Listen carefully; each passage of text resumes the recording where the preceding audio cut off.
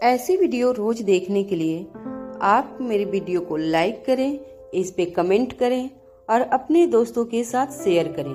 और हाँ, अगर आप इस चैनल पे नए हैं तो इसे सब्सक्राइब करना ना भूलें। नशे की हालत में धुत जमींदार और उसका भाई जिस तरह से मुझे देख रहे थे, वो देखकर मेरी माँ बहुत घबरा गई। मेरी माँ ने मुझे अपने पीछे छुपा लिया। तभी जमींदार ने अपने हाथ में अपने आदमी की एक बंदूक ली और मेरी माँ की ओर बंदूक तानते हुए कहा, तुम्हारा पति तो मर गया, मगर उसका कर्जा अभी भी जिंदा है। ये मत भूलो कि तुम्हारा परिवार अभी भी हमारा कर्जदार है और जब तक तुम मेरे पूरे पैसे चुका नहीं देती, तुम्हारी हर चीज पर हमारा हक है। जमींदार और उसका भाई धीरे धीरे मेरे करीब आने की कोशिश करने लगे। मेरी माँ ने उनके सामने हाथ जोड़े, उनके सामने विनती की, मगर जमींदार के भाई ने मेरा हाथ पकड़कर मुझे रसोई घर से बाहर फेंक दिया। मैंने खड़े होकर लड़ने की कोशिश की, मगर जमींदार और उसके आदमियों ने मुझे कसकर पकड़ रखा था। मेरी माँ की आंखों के सामने उन लोगों ने मुझे बर्बाद कर दिया। मेरी माँ रोती रही, चिल्लाती रही, चिल्लाती रही, मगर उन लोगों ने ना तो मेरी माँ की चीखें सुनी और ना ही मेरी चीखें उनके कानों पर पड़ रही थी। हमें छोड़ने से पहले जमींदार ने हमें अनाज की कुछ बोरियां तो दे दी, मगर बदले में कहा कि आज के बाद तुम दोनों माँ बेटी हमारी जायदाद हो। जब तक तुम कर्जा नहीं चुका देती, इसी तरह से तुम माँ बेटी को हमारा कर्ज चुकाना होगा। मेरी माँ की आंखों के सामने मेरे साथ जो कुछ भी हुआ था, वो देखने के बाद मेरी माँ के मन में भी कई बार ये ख्याल आया कि वो मेरे पिता की तरह अपने आप को खत्म कर दे। मगर वो जानती थी कि अगर उसने जान दे दी तो फिर उसके जाने के बाद मैं और मेरा भाई इस दुनिया में पूरी तरह से अकेले हो जाएंगे। मेरे साथ उस हवेली में क्या हुआ था, ये जमींदार और उसके आदमी तो अच्छी तरह से जानते थे, मगर ये खबर गांव में नहीं पहुंची थी। गांव में ये खबर फैले इससे पहले ही मेरी माँ ने ये तय कर लिया कि उस मनहूस गांव को और उस बेबसी को हमेशा के लिए छोड़कर वो अपने परिवार के साथ गाँव छोड़कर चली जाएगी। रात के अंधेरे का सहारा लेकर मेरी माँ किसी तरह मुझे अपने साथ लेकर उस गांव से निकल गई। मैं मन ही मन पूरी तरह से टूट चुकी थी। मेरे अंदर जीने की कोई ख्वाहिश नहीं थी, मगर मेरी माँ की तरह मैं भी जानती थी कि अगर मैंने अपनी जान दे दी तो मेरी माँ और मेरा भाई इस दुनिया में अकेले हो जाएंगे। दोनों माँ बेटी बस मेरे भाई को लेकर रात के अंधेरे का सहारा लेकर उस गाँव से भागने में कामयाब हो गए। कुछ दिनों बस स्टॉप और रेलवे स्टेशन पर मेरी माँ ने भीख मांगकर मेरा और मेरे भाई का पेट भरा, मगर कहीं से कोई उम्मीद की किरण नजर नहीं आ रही थी।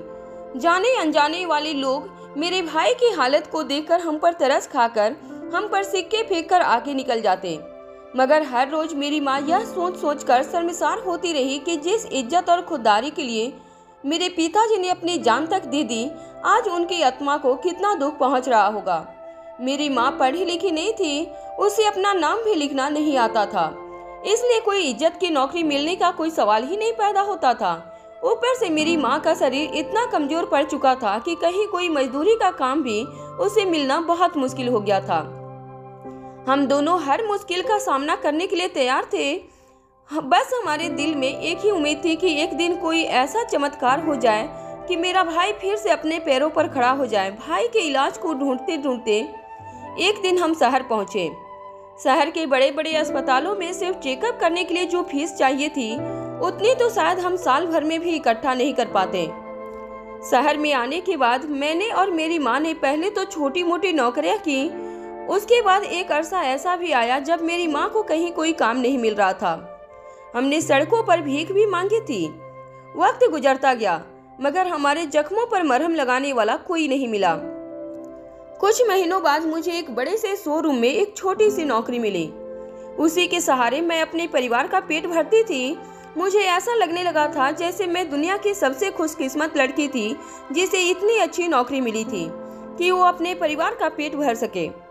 परिवार का पेट भरने के लिए कमाए गए पैसों की क्या कीमत होती है, ये मुझे उस दिन पता चला और उस दिन मुझे मेरी माँ और मेरे पिताजी के लिए फख्र महसूस होने लगा।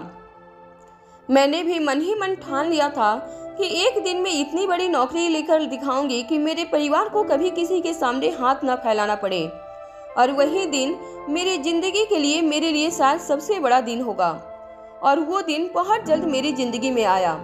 होटल मैनेजमेंट की डिग्री लेने के बाद मुझे शहर के एक नामी होटल में अच्छे तनख्वाह वाली जॉब मिली। मैं मेरे भाई के लिए एक आशियाना बना सकूं, कम से कम इतनी हैसियत तो हो गई थी मेरी। अपनी कहानी सुनाने के बाद शर्मिला खामोश हो गई। टेरेस गार्डन में शेड के नीचे बैठी शर्मिला मनाली की वादियों को घूर रही थी, जैसे वो कुदरत से सवाल कर रही हो कि उसने या उसके परिवार ने क्या बिगाड़ा था किसी का कि उसे इतनी बड़ी कीमत चुकानी थी। कुछ देर जब तक वहां बस खामोशी छाई रही, उस खामोशी में सनी को शर्मिला पर बीता हुआ हर जुल्म नुकीले कांच की तरह चुभ रहा था।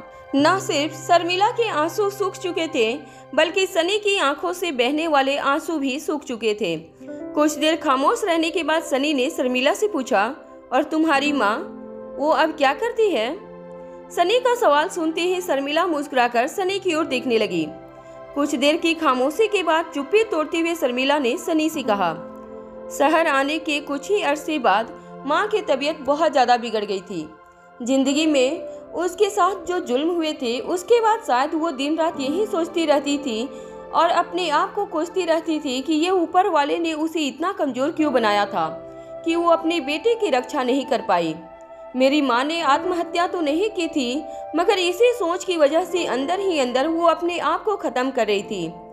एक दिन मेरी माँ ने हमेशा के लिए इस दुनिया को छोड़ दिया।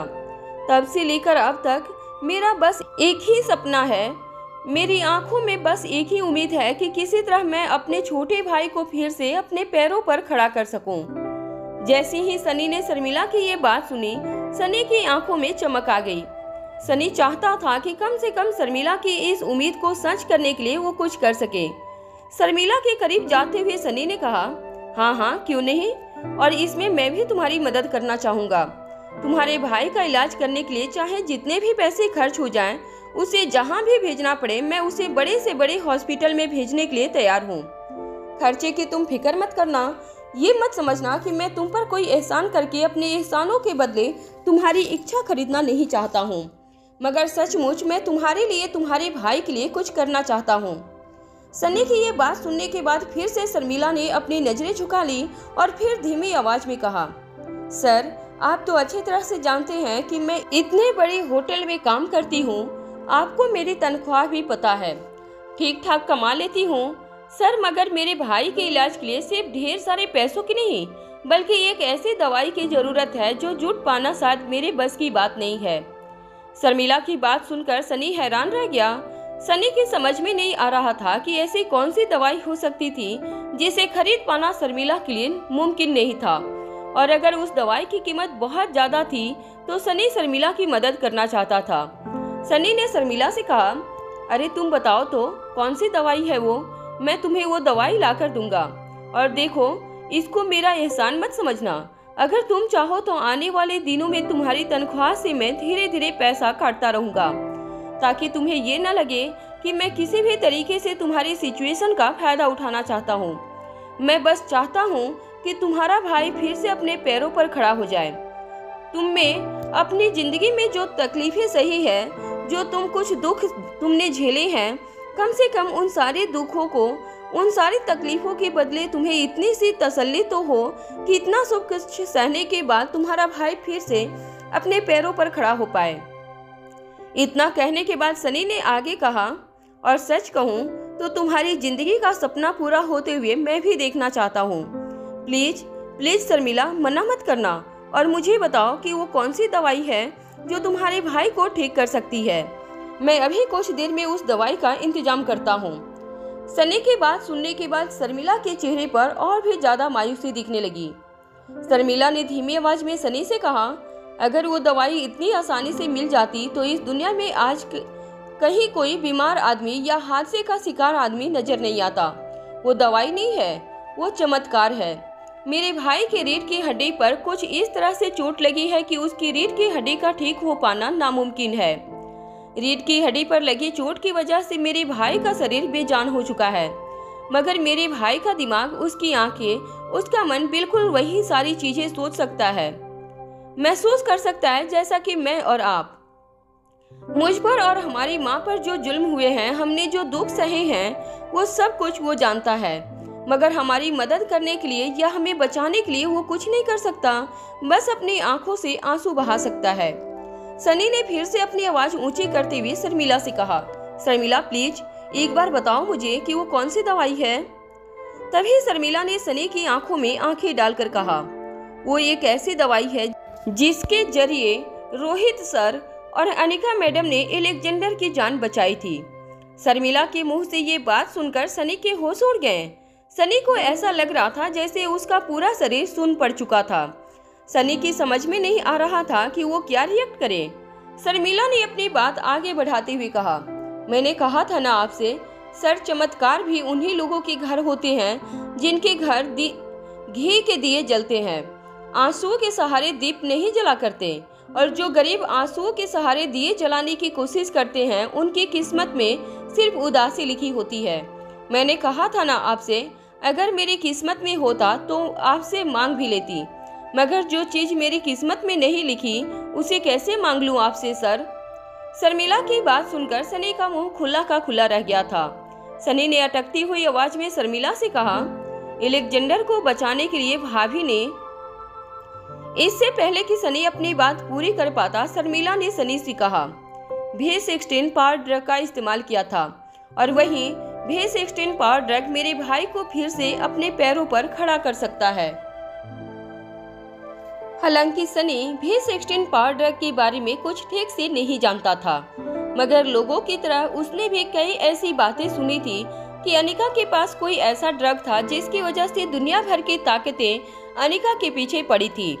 ना ही रोहित और अनिका ने कभी सनी के साथ खुलकर इसके बारे में कुछ बातें की थी और ना ही सनी ने कभी अपने भैया भाभी को इसके बारे में कुछ पूछने की जरूरत महसूस की थी। सनी और शर्मिला जहां खड़े होकर बात कर रहे थे वह जगह टेरेस गार्डन के बीच बनी एक छोटी सी शेड थी।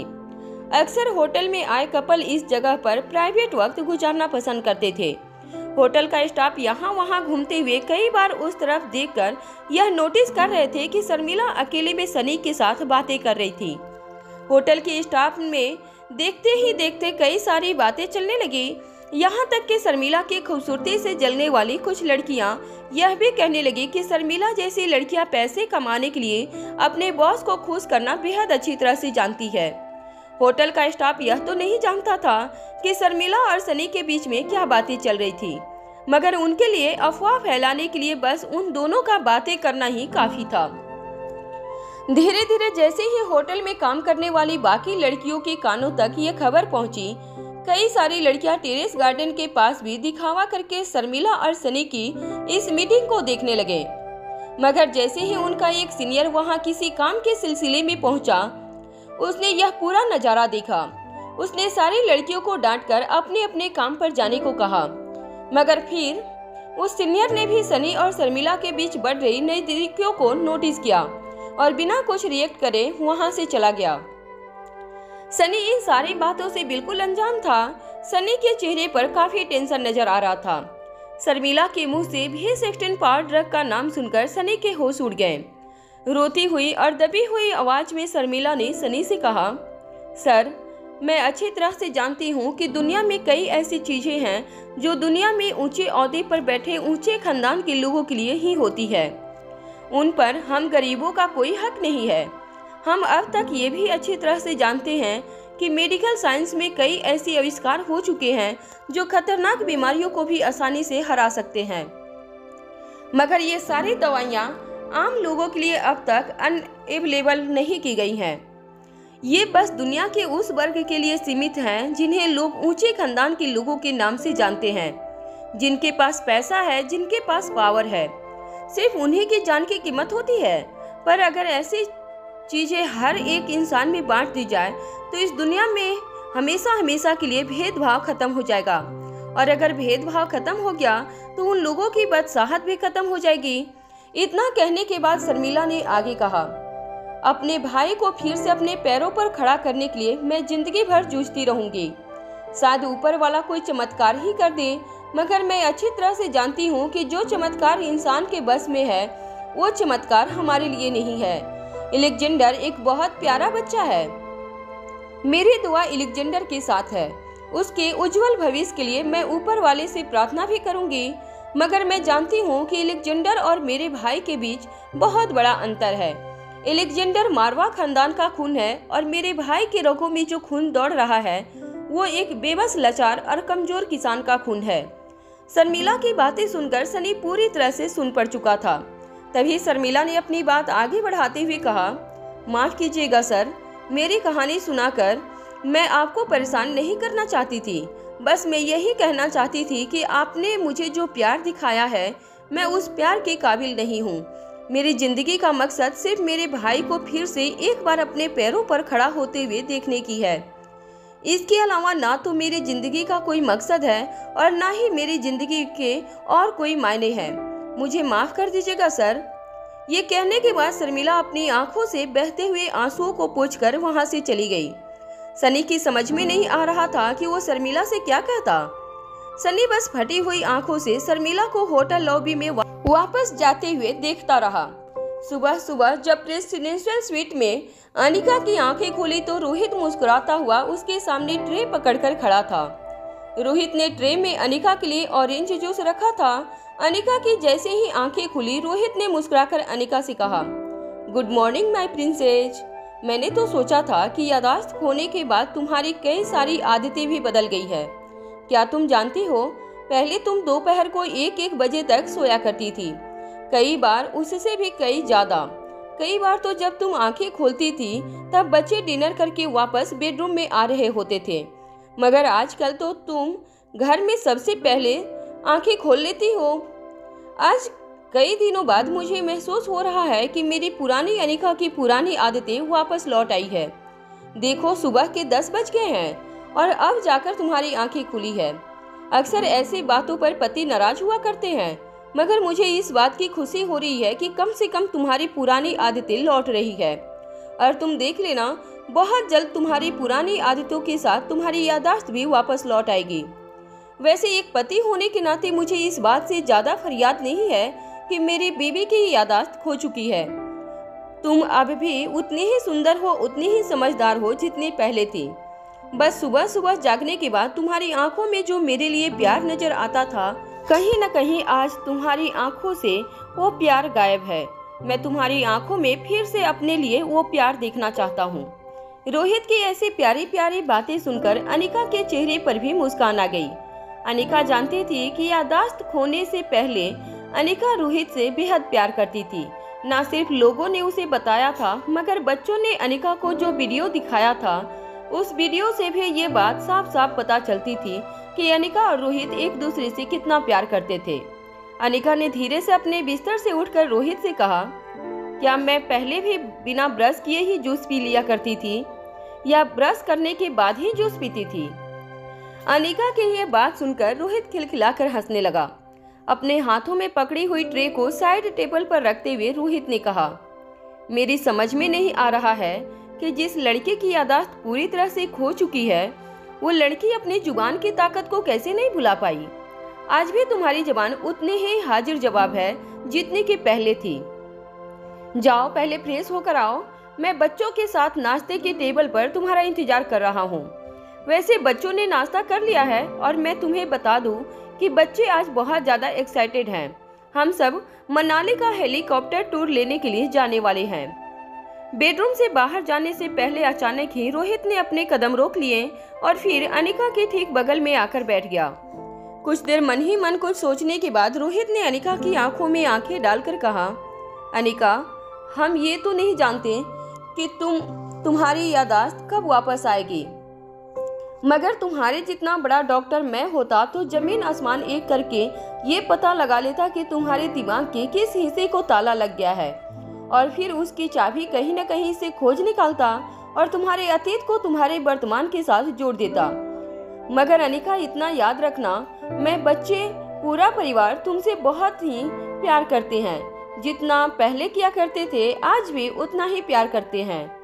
अनिका को ये कहने के बाद रोहित ने अनिका के माथे पर चूमते हुए कहा, अगर हो सके तो बच्चों के साथ बिल्कुल नॉर्मल बिहेव करने की कोशिश करना। वैसे तो हमारे बच्चे हमसे भी ज्यादा समझदार हैं, मगर हैं तो आखिर बच्चे, और मैं बच्चों की आंखों में अच्छी तरह से पढ़ पा रहा हूँ कि उनकी मम्मा उनकी आंखों के सामने होते हुए भी अपनी मम्मा को मिस कर रहे हैं।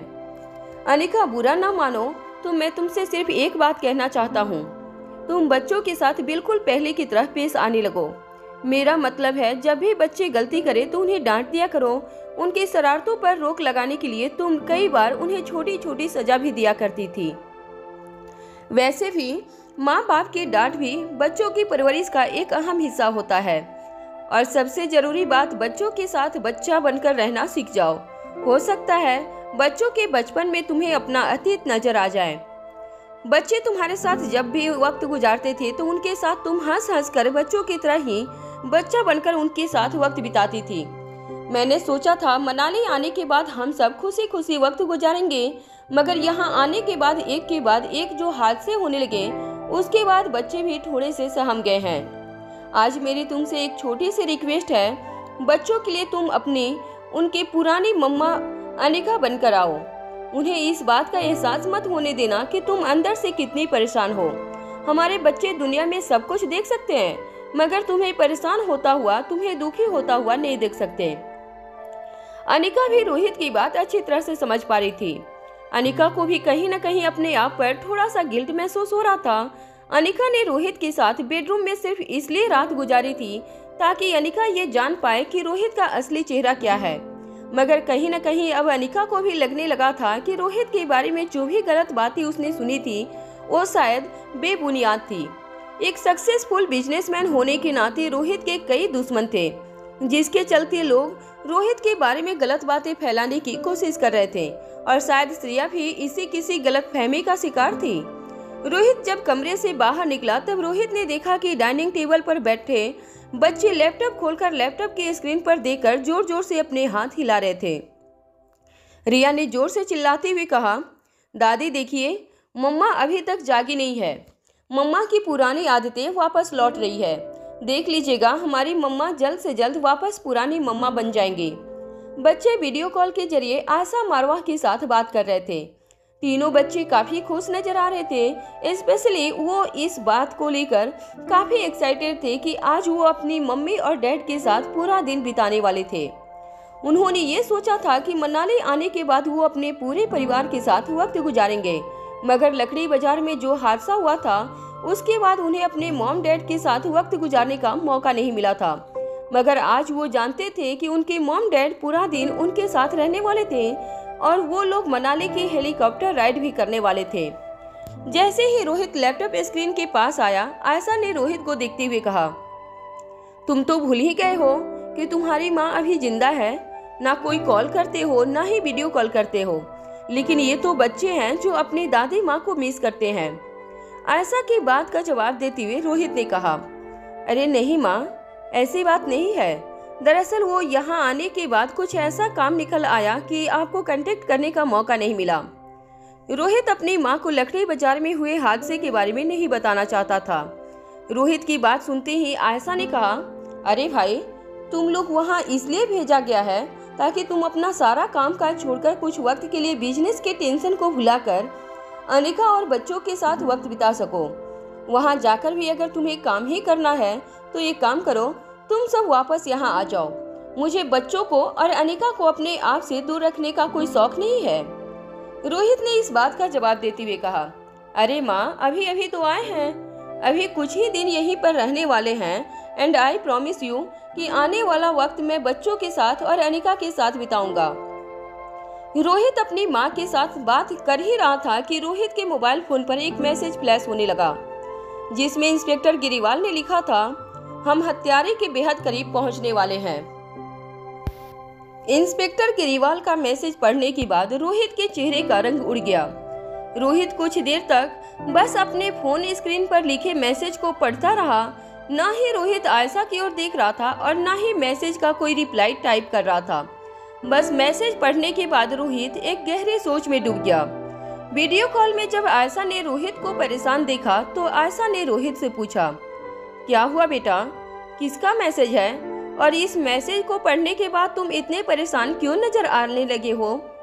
जब आयशा ने ये बात कही तब तीनों बच्चों ने भी अपने पापा के चेहरे पर बदले हुए हाव भाव को नोटिस किया। तभी अचानक रोहित ने अपने चेहरे पर मुस्कान लाते हुए कहा, अरे नहीं नहीं माँ, वो जरा ऐसे ही चिराग का मैसेज था। वो एक प्रोजेक्ट के बारे में कुछ पूछना चाहता था। जैसे ही आयशा ने रोहित की ये बात सुनी, आयशा ने रोहित से कहा, देखा, अभी अभी मैंने कहा था ना तुमसे, अपने परिवार के साथ टाइम स्पेंड करने गए हो तो बिजनेस की सारी बातें कुछ दिनों के लिए भूल जाओ और चिराग से भी कह दो कि कुछ दिनों के लिए कंपनी वही संभाले। अब वो इतने सालों से तुम्हारे साथ काम करता है, तुम्हारे साथ साथ अब हमें उस पर भी पूरा भरोसा है कि तुम्हारी गैर हाजिरी में वो बड़ी अच्छी तरह से कंपनी संभाल लेगा। आयशा की बात सुनने के बाद रोहित ने अपने चेहरे पर हल्की सी मुस्कान लाते हुए कहा, ठीक है, मैं बता दूंगा। अब आप और बच्चे बात कीजिए, मैं आपसे बाद में बात करता हूँ। अपनी माँ आयशा को ये कहने के बाद रोहित अपना फोन लेकर बालकनी में चला गया। बच्चे फिर से कुछ देर के लिए अपनी दादी माँ के साथ बात करने लगे। वहाँ बालकनी में रोहित किसी को कॉल लगाने की कोशिश कर रहा था, मगर उसका कॉल कनेक्ट नहीं हो रहा था। बार बार कॉल कनेक्ट करने की कोशिश करने के बावजूद कॉल कनेक्ट नहीं हो पा रहा था, जिसकी वजह से रोहित काफी ज्यादा परेशान लग रहा था। अंदर बैठे बच्चे भी अपने पापा को नोटिस कर रहे थे, मगर उन्हें लगा कि पापा हमेशा की तरह बिजनेस के ही किसी काम में शायद परेशान थे। इसलिए रोहित को इस तरह रिएक्ट करते हुए देखकर उन्होंने रोहित को कोई सवाल नहीं किया और अपनी दादी माँ के साथ बात करने लगे। बालकनी में रोहित का कॉल कोई बार बार डिस्कनेक्ट कर रहा था। एक बिजनेस टाइकून होने के नाते रोहित को शायद यह बात हजम नहीं हो रही थी कि कोई उसका कॉल डिस्कनेक्ट करे, और ना ही रोहित की जिंदगी में ऐसे मौके आए थे कि रोहित किसी को कॉल लगाना चाहे और वह रोहित का कॉल डिस्कनेक्ट करे। इधर दादी माँ को बाय कहने के बाद बच्चों ने लैपटॉप बंद कर दिया और बालकनी में खड़े रोहित के पास जाकर कहने लगे, पापा, हम सब रेडी हैं, कब निकलना है? अलेक्जेंडर और रिया, आर्यन तीनों ने लगभग एक साथ यह बात कही थी। रोहित ने जब पीछे मुड़कर देखा तो तीनों बच्चे बिल्कुल रेडी थे। बच्चों के चेहरे पर काफी एक्साइटमेंट नजर आ रही थी। हमेशा शांत रहने वाला आर्यन भी आज खिलखिलाकर हंस रहा था। रोहित बच्चों के सवाल का जवाब देने ही वाला था कि अचानक रोहित के बेडरूम का दरवाजा खुला। तीनों बच्चों ने जब मुड़कर देखा तो तीनों बच्चों की नजर अपनी मम्मा पर पड़ी। आज कई दिनों बाद बिल्कुल अनिका पहले की अनिका की तरह तैयार होकर बाहर निकली थी। अनिका को इस तरह देखकर तीनों बच्चों के चेहरे और भी ज्यादा खिल उठे। रिया ने अपनी दोनों बाह हवा में फैलाते हुए अनिका की ओर दौड़ लगाते हुए कहा, या मम्मा, यू आर बैक। वैसे तो अनिका ने काफी सिंपल लेगिंज और कुर्ती पहन रखी थी, मगर आज अनिका ने अपने बाल संवारे थे, माथे पर बिंदी लगाई थी, कानों में झुमके पहने थे और अपने हाथ की कलाई में ब्रेसलेट पहना था। अनिका को देखकर ऐसा लग रहा था जैसे अनिका ने पहले की तस्वीर देखकर हूबहू उसी तरह की ड्रेसिंग और स्टाइलिंग करने की कोशिश की थी। बच्चों ने जब अपनी माँ को इस तरह देखा, तीनों बच्चे दौड़कर अपनी माँ के पास गए। अनिका जैसे ही बेडरूम से बाहर निकली, रिया अनिका की कमर से जाकर लिपट गई। आर्यन और अलेक्जेंडर भी अपनी माँ के पास जाकर मुस्कुराते हुए चेहरों से अपनी माँ को देखने लगे। कई दिनों बाद उन्हें अपनी मम्मी को वही पुराने अंदाज में दिखा था, लेकिन बच्चों से कुछ कदम दूर बालकनी में खड़ा रोहित बस अनिका को देखता ही रह गया। अनिका की लंबे काले बाल, गहरी आंखें रोहित को मंत्रमुग्ध कर देने के लिए काफी थी। अनिका को इस तरह से देखकर रोहित के दिल में कई सारी पुरानी यादें ताजा हो गई थी, और रोहित भी कहीं न कहीं यही चाहता था कि वही पुरानी यादें एक दिन अनिका के दिल में भी ताजा हो जाएं और रोहित और उसके परिवार को वही पुरानी अनिका वापस मिल जाए। कहीं न कहीं रोहित अनिका को देखकर यह भी भूल चुका था कि जो अनिका उसके सामने खड़ी थी वह अपनी यादाश्त खो चुकी थी। ऐसा लग रहा था जैसे रोहित को सांप सूंघ गया था। ना तो रोहित पलके झपका रहा था और ना ही उसके शरीर में किसी तरह की कोई मूवमेंट हो रही थी। ऐसा लग रहा था जैसे अनिका को देखकर रोहित का पूरा शरीर बर्फ का बन चुका था। तीनों बच्चों ने जब पीछे मुड़कर अपने पापा को देखा तो तीनों बच्चे एक साथ हंस पड़े। तभी रिया ने अपने पापा की ओर धीरे से कदम आगे बढ़ाते हुए कहा, पापा, पहचानो इन्हें, ये कौन है? बड़ी बड़ी आंखों से अनिका के चेहरे को देख रहा रोहित कभी भूल नहीं सकता था अनिका के इस खूबसूरत चेहरे को। पहली बार जब रोहित ने अनिका को इसी पैराडाइज इंटरनेशनल होटल की लॉबी में देखा था, तब भी रोहित इसी तरह से कुछ देर के लिए अनिका को देखता रह गया था। रोहित काफी देर तक बिना पलके झपकाए बस अनिका को देखता रहा। बच्चों की ओर देख रही अनिका के चेहरे पर एक बड़ी सी मुस्कान थी। रोहित की बातों ने अनिका पर असर जरूर दिखाया था। अनिका भी जान चुकी थी कि बच्चों के लिए अब ज्यादा दिनों तक अपनी असली माँ से दूर रहना बेहद मुश्किल हो गया था। इसलिए अनिका ने यह तय कर लिया था कि चाहे पुरानी अनिका उसे वापस मिले ना मिले, बच्चों को उनकी माँ जरूर मिलकर रहेगी। ब्लैक सैंडल, ब्लैक लेगिंग्स, हल्का नीला कुर्ता और बिल्कुल उसी कलर के झुमके और बाकी एक्सेसरीज में अनिका को देखकर ऐसा लग रहा था जैसे आसमान से कोई परी जमीन पर उतर कर आई थी। अनिका ने चेहरे पर कोई मेकअप नहीं किया था, मगर दुनिया की सबसे स्टाइलिश मॉडल भी अनिका की खूबसूरती का मुकाबला नहीं कर सकती थी। अनिका को देखते ही रोहित के दिल की धड़कनें तेज हो गई थी। रोहित के समझ में नहीं आ रहा था कि एक ही जिंदगी में एक ही लड़की के साथ उसे कितनी बार पहली नजर का प्यार हो सकता था।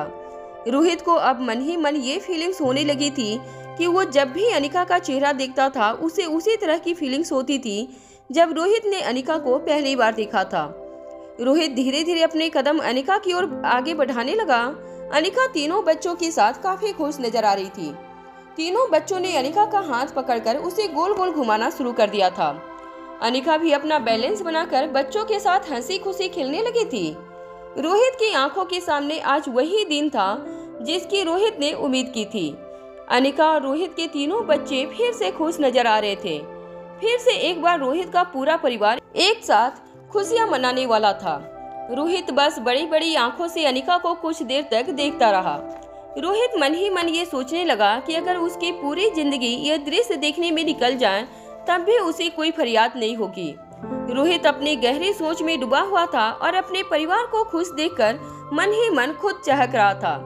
तभी अचानक नन्ही सी रिया ने कमरे के कोने में पड़े एक साइड टेबल पर खड़े होते हुए कहा, या कम ऑन, आज हम सब लोग मिलकर डांस करेंगे। इससे पहले कि कोई कुछ रिएक्ट कर पाता, एलेक्जेंडर और आर्यन रिया को रोक पाते, रिया ने ब्लूटूथ के जरिए म्यूजिक ऑन कर दिया और उसका वॉल्यूम भी काफी तेज कर दिया। म्यूजिक बजते ही रिया ने टेबल से छलांग लगाई और अपने भाइयों का हाथ पकड़कर हवा में हाथ उछाल उछाल कर डांस करने लगी। रिया अच्छी तरह से जानती थी कि उसकी मम्मा भी बहुत बेहतरीन डांसर थी और श्रेया के साथ रहकर रिया ने भी काफी डांस प्रैक्टिस की थी। मॉडर्न डांस की बीट पर रिया अपने पांव थिरकाने लगी। रिया को डांस करते हुए देखकर रोहित भी चौंक गया। रोहित भी नहीं जानता था कि रिया इतनी अच्छी तरीके से डांस कर सकती थी। डांस करते वक्त रिया जिस तरह के एक्सप्रेशन दे रही थी, जिस तरह के डांस मूव्स कर रही थी, वो देखकर रोहित को मन ही मन ये अंदाजा हो गया था कि हो न हो रिया बड़ी होकर जरूर बॉलीवुड या हॉलीवुड की फिल्मों में काम करना पसंद करेगी। एलेक्जेंडर और आर्यन के बारे में तो रोहित काफी कुछ जानता था, मगर रोहित को हमेशा ही इस बात की चिंता रहती थी कि हमेशा मोबाइल गेमिंग में दिलचस्पी रखने वाली रिया आगे चलकर करियर के लिए कौन सा फील्ड चुनेगी। मगर रिया को इस तरह से डांस करते हुए देखकर आज कहीं न कहीं रोहित को भी प्राउड फील हो रहा था। रिया अपने दोनों भाइयों को भी डांस करवाने की कोशिश कर रही थी, मगर आर्यन और एलेक्जेंडर को देखकर ऐसा लग नहीं रहा था कि उनके शरीर में एक भी हड्डी ऐसी थी जो डांस करना जानती थी। रिया के साथ स्टेप मिलाने की कोशिश करते हुए कभी आर्यन गिर पड़ता तो कभी एलेक्जेंडर लड़खड़ा देता था। कुछ देर तक अपने भाइयों के साथ डांस करने की कोशिश कर रही रिया ने अचानक अपनी कमर पर दोनों हाथ रख दिए और अपने दोनों भाइयों को डांस फ्लोर से दूर धकेल दिया। उसके बाद रिया ने अपनी मम्मा अनिका का हाथ पकड़ा और उसे अपने साथ डांस मूव करने का इशारा किया। रिया मॉडर्न म्यूजिक की ट्यून पर अपने पांव थिरकाने लगी। रिया को देखकर अनिका भी कुछ रिया के डांस मूव कॉपी करने की कोशिश कर रही थी, मगर देखते ही देखते अनिका हूबहू उसी तरह से डांस करने लगी जिस तरह से रिया उसे दिखा रही थी। अनिका को डांस करता हुआ देखकर आर्यन और एलेक्जेंडर दोनों के होश उड़ गए। रोहित अपनी जगह से एक स्प्रिंग की तरह उछलकर खड़ा हो गया। माँ बेटी दोनों एक दूसरे के साथ ताल से ताल मिलाकर डांस करते हुए झूम रहे थे। दोनों बच्चे भी तालियां बजाकर अपनी माँ को चीयर अप कर रहे थे। जब रिया ने देखा कि अनिका भी उसके डांस ट्यून पर उसके साथ पांव थिरकाने लगी थी, तब रिया ने भी ज्यादा डिफिकल्ट स्टेप करना शुरू किया। कुछ ही सेकेंड की प्रैक्टिस के बाद अनिका भी उन स्टेप को फॉलो करने लगती थी और दोनों माँ बेटी किसी डांसिंग कंपटीशन के मुकाबले में उतरी हो इस तरह पेयर बनाकर डांस करने लगे थे। अनिका और रिया को देखकर रोहित को इतना अंदाजा हो गया था कि अगर माँ बेटी की जोड़ी की डांस कंपटीशन ऑर्गेनाइज की जाए तो उस पर फर्स्ट प्राइज जरूर रिया और अनिका को ही मिलता। रोहित को इस वक्त न सिर्फ खुशी हो रही थी बल्कि अनिका और रिया दोनों को इस तरह डांस करते हुए देखकर उन्हें काफी आश्चर्य भी हो रहा था। रोहित अच्छी तरह से जानता था कि अनिका कितनी काबिल थी। लोगों को जो बातें सीखने में कई महीने अक्सर कई साल लग जाती थी, वो बातें अनिका चंद मिनटों में सीख जाती थी। और आज रोहित ने अपनी आंखों से अनिका को ये चमत्कार करते हुए देख लिया था। अनिका महज कुछ ही मिनटों के ऑब्जर्वेशन के बाद रिया का हर डांस मूव सीख गई थी। रोहित अच्छी तरह से जानता था कि अनिका इस दुनिया के एक अजूबे से कम नहीं थी, मगर हर बार की तरह इस बार भी रोहित को बस एक ही बात की फिक्र खाई जा रही थी, उसके इस हंसते खिलते परिवार को किसी की नजर न लग जाए। रिया अपनी मम्मा अनिका के साथ फुल पार्टी मोड एंजॉय कर रही थी और रोहित अपने परिवार को खुश देखकर एक कोने में बैठकर अपने परिवार की खुशी महसूस कर रहा था। तभी अचानक रिया ने डांस छोड़कर तेजी से अपने कदम रोहित की ओर बढ़ाए और रोहित का हाथ पकड़कर उसे खींचकर उस अपने साथ ले जाने की कोशिश करने लगी।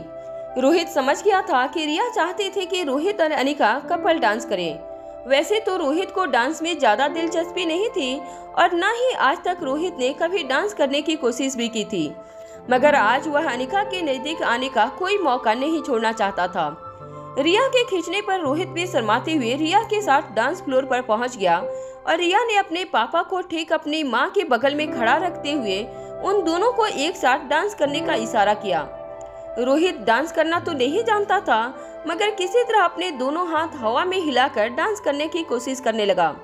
जब रोहित ने अपने पांव बीट पर रखने की कोशिश की तो रोहित लड़खड़ाकर गिरने ही वाला था कि अनिका ने रोहित का हाथ पकड़कर उसे थाम लिया। रोहित फिर से शर्माकर अपना बैलेंस बनाते हुए अपना हाथ डांस के बीट पर हवा में हिलाने की कोशिश करने लगा। रोहित को इस तरह डांस करते हुए देखकर रिया, अलेक्जेंडर और आर्यन तीनों एक साथ जोर जोर से हंसने लगे। तीनों बच्चों की हंसी देखकर अचानक रोहित ने डांस करना बंद कर दिया। रोहित के चेहरे पर मुस्कान और एम्बैरेसमेंट दोनों एक साथ नजर आ रही थी। रोहित को इस तरह से डांस करते हुए देखकर अनिका के चेहरे पर भी हंसी आ गई। रोहित भी नहीं चाहता था कि उसकी इतनी खराब डांसिंग एबिलिटी के कारण उसके परिवार का यह पार्टी मोड बिल्कुल बर्बाद हो जाए, इसलिए अपने दोनों कान पकड़ते हुए रोहित ने डांस फ्लोर से खिसक जाना ही ठीक समझा। रोहित फिर से अपनी जगह पर जाकर बैठ गया।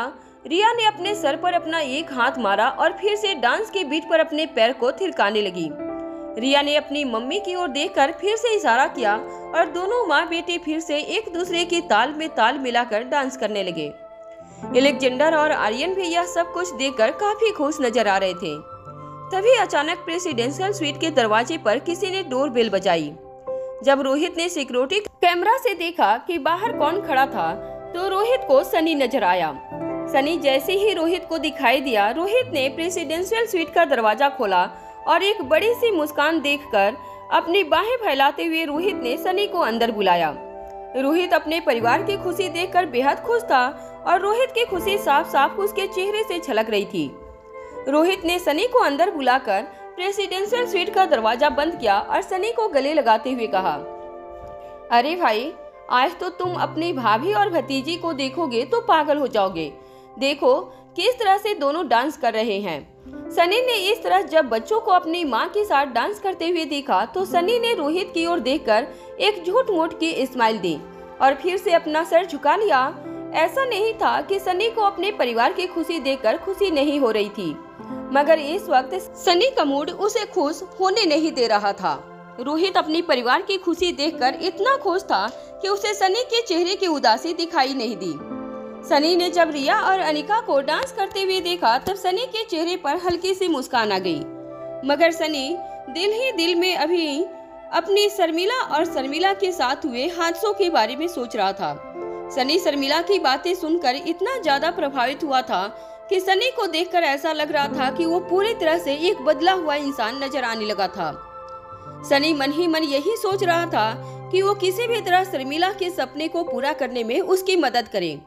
अगर सचमुच कोई ऐसी दवाई है जो इंसान के शरीर पर जादू की तरह काम करती है तो सनी अपने भाई से वो दवाई मांगना चाहता था। और शर्मिला के भाई को उस दवाई के जरिए फिर से अपने पैरों पर खड़ा करना चाहता था। रोहित अनिका और रिया को डांस करते हुए देख रहा था। तभी सनी अपनी गर्दन झुकाए मन ही मन ये सोच रहा था कि वो किस तरह से अपनी बात की शुरुआत करे। प्रेसिडेंशियल स्वीट में अचानक ही पार्टी का माहौल बन गया था। एलेक्जेंडर और आर्यन भी इस बार रिया की शरारतों से काफी ज्यादा इम्प्रेस थे। रिया की शरारत की वजह से ही आज उन्हें अपनी मम्मा को इतना खुश होते हुए देखा था। कुछ देर यूं ही डांस का प्रोग्राम चलता रहा। फिर अचानक ही रिया ने तेज सांस लेते हुए अपने दोनों हाथ हवा में लहराते हुए कहा, बस अब तो मैं भी थक गई मम्मा। मम्मा तुम्हारी स्टेमिना तो गजब की है, तुम तो डांस करते करते थकती ही नहीं। मम्मा तुमने कितना अच्छा डांस किया है। ये कहने के बाद रिया अनिका की कमर से लिपट गई और कहने लगी, मैं श्रेया मासी से जरूर कहूंगी कि आप दोनों को मिलकर एक डांस एकेडमी शुरू करनी चाहिए। देखना सिर्फ हमारे शहर से या हमारे देश से नहीं बल्कि विदेश से भी कई सारे स्टूडेंट आप लोगों के पास डांस सीखने आएंगे। जैसे ही रिया के मुंह से श्रेया का नाम निकला, रिया के चेहरे का एक्सप्रेशन बिल्कुल बदल गए। रिया काफी ज्यादा मायूस नजर आने लगी। अचानक ही रिया ने दबी हुई आवाज में अपनी मम्मा से कहा, मम्मा श्रेया मासी ठीक तो हो जाएंगी ना? अनिका तो ये भी नहीं जानती थी कि श्रेया के साथ क्या हुआ था, मगर यादाश्त खोने के बाद जितनी बार भी अनिका श्रेया से मिली थी उसे श्रेया की आंखों में एक मासूमियत नजर आई थी, एक ऐसी सच्चाई जो काफी कम लोगों की आंखों में दिखाई देती थी। रिया के मुंह से श्रेया का नाम सुनकर एलेक्जेंडर और आर्यन भी काफी ज्यादा सीरियस हो गए थे। अभी अभी प्रेसिडेंशियल स्वीट में मौजूद सभी लोगों के चेहरे पर बड़ी सी मुस्कान थी, मगर श्रेया का नाम सुनते ही सभी के चेहरे पर चिंता साफ नजर आने लगी थी। अपनी मम्मा को कस के पकड़ते हुए रिया ने अनिका से कहा, काश आकाश मामा के साथ वो एक्सीडेंट नहीं हुआ होता तो आकाश मामा भी आज हमारे साथ होते। कितना मजा आता ना मम्मा, जब हम सब एक साथ यहाँ वेकेशन मनाने आते। मैं, आप, आकाश मामा, श्रेया मासी, पिंकी, सब लोग इसी तरह इस वक्त डांस कर रहे होते। अपने मामा का नाम जुबान से निकालती ही रिया की आंखों से आंसू बहने लगे। अनिका ये तो नहीं जानती थी कि रोते हुए बच्चे को वो क्या कहकर शांत करे, मगर अनिका अब तक इतना जान चुकी थी कि अनिका के तीनों बच्चे अनिका के भाई आकाश से काफी ज्यादा क्लोज थे। अनिका को ना तो आकाश का चेहरा याद था और ना ही आकाश की मौत का कारण अनिका को पता था, मगर अनिका ने जब से होश संभाला था अनिका के कानों में सिर्फ एक ही बात गूंज रही थी और वो थी Rohit is a murderer. Shreya ने खुद अनिका से कहा था कि आकाश की मौत के पीछे रोहित का हाथ है। ये सारी बातें याद आते ही अनिका फिर से काफी ज्यादा परेशान नजर आने लगी थी। रोहित ने एलेक्जेंडर और आर्यन के कंधे पर हाथ रखते हुए कहा, तुम सब लोग कुछ देर आराम कर लो। कुछ देर बाद हमारे होटल की छत पर हेलीकॉप्टर लैंड होगा जिसमें हम सब मनाली टूर के लिए निकलेंगे। रोहित भी अच्छी तरह से जानता था कि उसके बच्चे अपने मामा से कितने ज्यादा क्लोज थे, इसलिए कुछ देर अनिका और बच्चों को अकेला छोड़कर रोहित ने सनी के कंधे पर हाथ रखा और सनी को प्रेसिडेंशियल स्वीट के प्राइवेट टेरेस पर ले गया। प्राइवेट टेरेस पर जाते ही रोहित ने एक लंबी सांस ली और सनी से कहा, सनी तुम भी हमारे साथ चलो। मायूस सनी ने उदास चेहरा लिए धीमी आवाज में रोहित से कहा, नहीं भैया आप रुक जाइए, मुझे यहाँ बहुत काम है। जब रोहित ने अचानक सनी की उदास आवाज सुनी तब रोहित ने सनी की ओर देखा। शायद सनी के कमरे में आने के बाद ये पहली बार था जब रोहित ने सनी को नोटिस किया था। सनी के चेहरे पर काफी ज्यादा मायूसी नजर आ रही थी। रोहित ने सनी को जिंदगी में इससे पहले कभी इतना सीरियस नहीं देखा था। रोहित ने सनी के कंधे पर हाथ रखते हुए कहा, क्या हुआ सनी, तुम आज काफी ज्यादा परेशान लग रहे हो। क्या हुआ, तुम्हारी तबीयत तो ठीक है ना? तुम चाहो तो आज के दिन छुट्टी ले लो। मगर जब रोहित ने सनी के कपड़ों पर नजर डाली तो रोहित ने सनी की पीठ थपथपाते हुए कहा, अरे वाह, आज तो तुम काफी ज्यादा स्मार्ट और हैंडसम लग रहे हो। अरे इतने अच्छे कपड़े पहने हैं, आज इतने मॉडर्न और स्टाइलिश लग रहे हो, फिर चेहरे पर इस तरह की उदासी क्यों है भाई? क्या हुआ, कहीं तुमने शर्मिला को प्रपोज कर दिया और शर्मिला ने तुम्हें मना तो नहीं कर दिया? ये कहने के बाद रोहित ने बड़ी ही प्यार से सनी की पीठ थपथपाई, मगर सनी के चेहरे पर किसी भी तरह का रिएक्शन ना देखते हुए रोहित समझ गया था कि बात कुछ ज्यादा ही सीरियस है। रोहित ने बचपन से सनी को अपनी आंखों के सामने बड़े होते हुए देखा था। वहीं सनी ने अपनी लाइफ में ज्यादा परेशानियां नहीं देखी थी।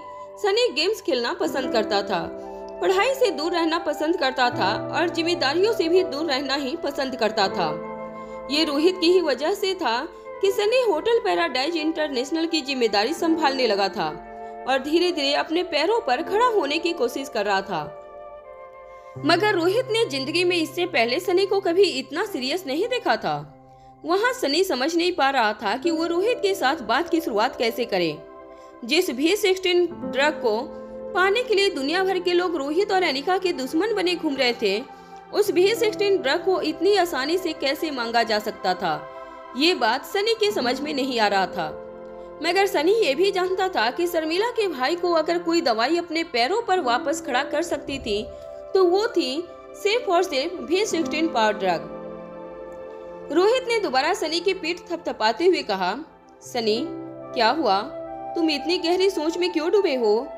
बताओ मुझे क्या हुआ? कोई परेशानी है तो मुझे बताओ, मैं तुम्हारी परेशानी सॉल्व करने की कोशिश करूंगा।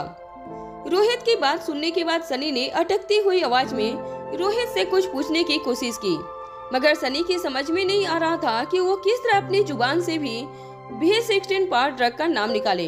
अभी सनी रोहित को कुछ पूछने ही वाला था, तभी अचानक रोहित के कानों पर अनिका की आवाज पड़ी। टेरेस की स्लाइडिंग विंडो के पास खड़ी अनिका ने रोहित से कहा, मैं तुमसे कुछ बात करना चाहती हूँ। अनिका की आवाज सुनते ही रोहित ने सनी के कंधे से अपना हाथ हटाया और तेजी से चलकर अनिका के पास गया। जैसे ही रोहित अनिका के पास आया, रोहित ने अनिका से कहा, क्या हुआ अनिका, कुछ चाहिए तुम्हें? इससे पहले कि अनिका रोहित से कुछ कह पाती, प्रेसिडेंशियल स्वीट के टेरेस पर खड़े रोहित के कान पर हेलीकॉप्टर के पंखों की आवाज आने लगी। जैसे ही रोहित ने पीछे मुड़कर देखा, आसमान में रोहित को एक बड़ा सा हेलीकॉप्टर होटल पैराडाइज इंटरनेशनल के हेलीपैड की ओर आता हुआ नजर आया। हेलीकॉप्टर को देखते ही रोहित के चेहरे पर चमक आ गई। तीनों बच्चों ने भी जब हेलीकॉप्टर की आवाज सुनी तो वो शोर मचाते हुए टेरेस पर आए और कूद कूद कर हेलीकॉप्टर को वेव करने लगे। हेलीकॉप्टर की ओर इशारा करते हुए रोहित ने बच्चों से कहा, आज के लिए यही हम सबकी राइड है। ये सुनते ही बच्चे जोर जोर से शोर मचाकर हेलीकॉप्टर की ओर देखकर अपने हाथ हवा में लहराने लगे। तभी हेलीकॉप्टर के पायलट ने भी हवा में हाथ लहराते हुए बच्चों की एक्साइटमेंट का जवाब दिया। बच्चों के शोर में और हेलीकॉप्टर के पंखे की आवाज में अचानक ही रोहित के कानों पर अनिका की आवाज पड़ी। अनिका ने धीमी आवाज में अपने बगल में खड़े रोहित से पूछा, क्या पुलिस स्टेशन से कुसुम के केस से रिलेटेड कोई कॉल आया? अनिका की बात सुनते ही रोहित के होश उड़ गए। जैसे ही रोहित ने अनिका का ये सवाल सुना, रोहित के चेहरे का रंग बदल गया। अनिका को समझ में नहीं आ रहा था कि रोहित के चेहरे पर अचानक परेशानी क्यों नजर आने लगी थी। वहीं रोहित की समझ में नहीं आ रहा था कि वो अनिका के इस सवाल का क्या जवाब दे। रोहित ने सोचा था कि वो आज पूरा दिन अपने परिवार के साथ हंसी खुशी समय बिताएगा, मगर अनिका ने सवाल पूछकर उसे परेशानी में डाल दिया था। रोहित ने हड़बड़ाती हुई धीमी आवाज में अनिका को जवाब देते हुए कहा, अनिका, अभी वो लोग छानबीन कर रहे हैं, कुछ पता चलते ही वो जरूर हमें कांटेक्ट करेंगे। इससे पहले कि अनिका रोहित से कोई और सवाल पूछती, रोहित ने अनिका के कंधे पर हाथ रखते हुए धीमी आवाज में कहा, देखो अनिका, आज हमने डिसाइड किया था कि हम बच्चों के साथ वक्त गुजारेंगे। मैं अच्छी तरह से जानता हूँ कि जो कुछ भी हुआ है उससे तुम्हारे दिल पर गहरा असर पड़ा है, मगर प्लीज अनिका, आज के दिन हमें अपने बच्चों के साथ रहना है। देखो बच्चे कितने खुश हैं, तुम्हें इस तरह से देखकर आज बच्चे कितने दिनों बाद इतने खुश नजर आ रहे हैं। प्लीज अनिका, आज के दिन मेरी बात मान लो और बच्चों के साथ आज का दिन हंसी खुशी बिताओ। मैं तुमसे वादा करता हूँ कि मैं जल्द से जल्द पता लगाने की कोशिश करूंगा कि अगर उस गरीब लड़की के साथ कोई अन्याय हुआ है तो जल्द से जल्द उसे इंसाफ मिले। रोहित की बात सुनने के बाद अनिका ने रोहित की बात में हामी तो भर दी, मगर कहीं न कहीं अनिका को लग रहा था कि रोहित जरूर उससे कुछ छुपाने की कोशिश कर रहा था। कोई ऐसी बात थी जो रोहित के मन में चल रही थी, मगर उसकी जुबान पर नहीं आ रही थी। धीरे धीरे हेलीकॉप्टर की आवाज भी काफी तेज होने लगी थी। रोहित ने देखा कि हेलीकॉप्टर होटल पैराडाइज इंटरनेशनल के बिल्कुल ऊपर आ चुका था। हेलीकॉप्टर का पायलट जोर जोर से बच्चों को देखकर वेव करने लगा और बच्चे भी एक्साइटमेंट में आकर पायलट की ओर देखकर हवा में हाथ लहराने लगे। कुछ ही देर में रोहित ने जो हेलीकॉप्टर चार्टर बुक किया था वो पैराडाइज इंटरनेशनल की छत पर हेलीपैड पर लैंड हुआ। रोहित और उसका पूरा परिवार हेलीपैड पर जाकर पायलट के इशारे का वेट करने लगे। बच्चे काफी ज्यादा एक्साइटेड लग रहे थे। ऐसा नहीं था कि बच्चों ने पहले कभी हवाई जहाज में सफर नहीं किया था, मगर इस तरह से हेलीकॉप्टर में बैठकर अपने पूरे परिवार के साथ मनाली शहर की सैर करना उनके लिए भी काफी ज्यादा एक्साइटिंग थी। रोहित ने अनिका को समझाने की कोशिश की थी कि आज का दिन उसे बच्चों के साथ रहकर बच्चों की खुशियों में शामिल होकर बिताना है। अनिका भी बच्चों की खुशी को देखकर उसके साथ मुस्कुराने लगी थी। हेलीकॉप्टर को पूरी तरह से चेक करने के बाद पायलट ने रोहित के परिवार की ओर देखकर थम्स अप का इशारा किया। पायलट का ये मतलब था कि अब हेलीकॉप्टर रोहित के परिवार को लेकर आसमान में उड़ान भरने के लिए बिल्कुल तैयार था। पायलट का इशारा देखते ही सबसे पहले रिया हवा में अपने हाथ लहराते हुए हेलीकॉप्टर की ओर आगे बढ़ने लगी। रिया को संभालते हुए एलेक्जेंडर और आर्यन भी रिया के पीछे दौड़ पड़े। हेलीकॉप्टर का पंखा इतना तेज चल रहा था कि अचानक एलेक्जेंडर और आर्यन को लगा कि अगर रिया ने अपने हाथ हवा में लहराए तो हो सकता है कि उसका एक हाथ पंखे से टकरा जाए, मगर वो अच्छी तरह से जानते थे कि ना तो रिया की हाइट उतनी ऊंची थी और न ही हेलीकॉप्टर का पंखा इतना नीचे घूम रहा था कि ऐसा कुछ होने के चांसेस थे। मगर आर्यन और एलेक्जेंडर का स्वभाव अपनी बहन के लिए कुछ ज्यादा ही पॉजिटिव था, इसलिए रिया को हवा में हाथ लहराते हुए देखकर दोनों भाई एक साथ रिया के पीछे दौड़ पड़े। सबसे पहले रिया हेलीकॉप्टर की सीढ़ी पर पांव रखकर हेलीकॉप्टर के अंदर दाखिल हुई। रिया ने सबसे पहले हेलीकॉप्टर में पहुंचकर ठीक पायलट के बगल वाली सीट ऑक्यूपाई कर ली थी। हेलीकॉप्टर में बैठने के बाद रिया ने अपने कानों पर पायलट का दिया हुआ हेडफोन लगा लिया और कुछ देर बाद एक्साइटेड होकर उस हेडफोन में कुछ सुनने की कोशिश करने लगी। कुछ देर बाद रिया ने हेलीकॉप्टर के ठीक बाहर खड़े अपने दोनों भाइयों को इशारा करके हेलीकॉप्टर के अंदर आने को कहा। एलेक्जेंडर और आर्यन बड़ी ही सावधानी से हेलीकॉप्टर के अंदर दाखिल हुए। रोहित ने जब बच्चों को इतना एक्साइट होते हुए देखा तब रोहित ने अनिका से कहा, जाओ अनिका, अब तुम्हारी बारी। तुम्हें जो सीट पसंद हो तुम चुन लो। जो आखिरी सीट बच जाएगी उस पर मैं और सनी बैठ जाएंगे। रोहित की बात मानते हुए अनिका भी बच्चों को फॉलो करते हुए हेलीकॉप्टर में बैठ गई। पायलट के ठीक बगल में रिया बैठी थी और उसके पीछे एलेक्जेंडर और आर्यन। एलेक्जेंडर और आर्यन के ठीक बीच में अनिका ने अपनी सीट ले ली थी। रोहित ने सनी के कंधे पर हाथ रखते हुए कहा, चलो सनी, जो सीट बची है उसी पर हम दोनों को बैठना होगा। सनी का चेहरा अभी भी काफी ज्यादा उदास और मायूस लग रहा था। सनी ने दबी हुई धीमी आवाज में रोहित से कहा, नहीं भैया, आप लुक जाइए, मेरी तबीयत कुछ ठीक नहीं है। रोहित अच्छी तरह से जानता था कि जब से सनी रोहित से मिला था तब से वो काफी उदास नजर आ रहा था। रोहित ने सनी को जिंदगी में कभी भी इतना उदास नहीं देखा था, मगर आज सनी को इतना उदास देखकर रोहित को भी काफी अजीब लग रहा था। रोहित ने सनी को ज्यादा फोर्स ना करते हुए कहा, ठीक है सनी, मैं शाम को आकर तुमसे बात करता हूँ। मैं जानता हूँ इस वक्त तुम ठीक मूड में नहीं हो, मगर याद रखना कोई भी परेशानी हो तो तुम अपने बड़े भाई के साथ शेयर कर सकते हो। सनी को ये कहने के बाद रोहित हेलीकॉप्टर में अपने परिवार के साथ बैठ गया। जब रोहित हेलीकॉप्टर के अंदर बैठा तब अचानक ही रिया ने पीछे मुड़कर रोहित की ओर देखा और कहा, क्या हुआ डैड, सनी चाचू क्यों नहीं आ रहे हैं हमारे साथ? रोहित ने इस बात का जवाब देते हुए कहा, नहीं, एक्चुअली सनी चाचू को होटल में कुछ बहुत इम्पोर्टेंट काम है, इसलिए वो हमारे साथ नहीं आ सकते। रोहित की बात सुनते ही रिया ने अपना एक पांव जमीन पर पटकते हुए कहा, ओहो, हमने डिसाइड किया था कि हम कुछ दिनों तक काम की कोई बात नहीं करेंगे और फिर भी चाचू आज ही के दिन काम को लेकर बैठ गए। कितना मजा आता अगर चाचू भी हमारे साथ चलते तो। हम सब भी अपनी अपनी स्कूल में छुट्टियां लेकर यहाँ पर आए हैं ना। क्या आपको पता है डैड, स्कूल में हम कितने लेक्चर मिस करेंगे और चाचू हमारे लिए एक दिन की छुट्टी भी नहीं ले सकते। रिया की बात सुनकर आर्यन और एलेक्जेंडर दोनों एक दूसरे को देखने लगे। जो रिया स्कूल में टीचर के होने के बावजूद पढ़ाई में कभी ध्यान नहीं देती थी, आज मॉम डैड को इम्प्रेस करने के लिए ये कह रही थी कि उसे इस बात का अफसोस है कि स्कूल में उसकी पढ़ाई मिस हो रही थी। हालांकि रोहित अपनी शरारती गुड़िया को अच्छी तरह से जानता था, इसलिए रोहित ने भी बड़े ही प्यार से इस बात का जवाब देते हुए कहा, ओफो, मैं भी समझ सकता हूँ रिया कि तुम लोगों पर क्या बीत रही होगी, मगर चलो हम वापस पहुँचेंगे, उसके बाद तुम्हारे चाचू की अच्छी खबर लेंगे।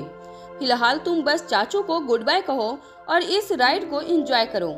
रोहित की बात सुनते ही लेजेंडर, आर्यन, रिया और अनिका तीनों बाहर खड़े सनी को देखकर वेव करने लगे।